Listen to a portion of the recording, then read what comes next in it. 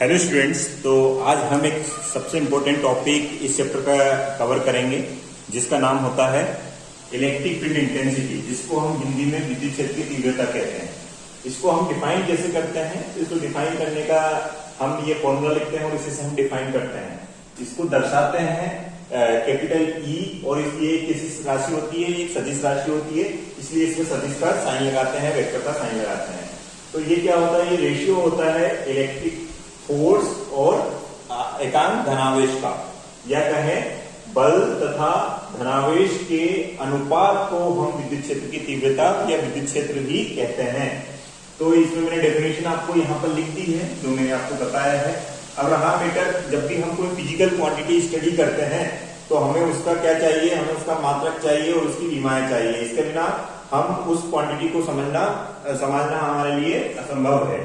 तो इसका एसआई मात्रक जो होता है वो न्यूटन अपॉन कूलॉम होता है, या यही हम आगे बढ़ेंगे वोल्ट अपॉन मीटर भी एसआई मात्रक होता है विद्युत क्षेत्र का।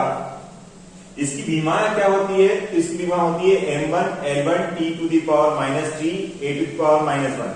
ये कैसे आई? न्यूटन से। न्यूटन की विमा या बल की विमा जो होती है वो क्या होती है? m1 L1 t-2, और जो आवेश होता है उसकी विमा क्या होती है? a1 t1। जब हम इसको ऊपर ले जाते हैं तो a की पावर 1 रहेगा, a की पावर 1 ही रहेगा, t की पावर -2 और ये -1 ऊपर जाएगी, मतलब ये +1 ऊपर जाएगी तो -1 हो जाएगी, तो t टू द पावर -3, और ये a1 ऊपर जाएगा तो a टू द पावर -1। ये हो जाएगा क्या आपका? ये विद्युत क्षेत्र की तीव्रता का क्या हो जाएगा? विमा हो जाएंगी या डायमेंशन हो जाएगा। अब हम इस विद्युत क्षेत्र की तीव्रता इस चैप्टर में कौन से कॉन्सेप्ट से ज्ञात करेंगे? तो हमारे पास 3 कॉन्सेप्ट बनेंगे। एक होगा विद्युत क्षेत्र की तीव्रता किसी बिंदु आवेश के कारण। दूसरा हम निकालेंगे विद्युत क्षेत्र की तीव्रता इलेक्ट्रिक डाइपोल के कारण, जिसको हम क्या बोलेंगे? विद्युत द्विध्रुव के कारण हम विद्युत क्षेत्र की तीव्रता निकालेंगे, जो कि अक्षीय स्थिति में होगी, जिसको एक्सियल पोजीशन बोलेंगे।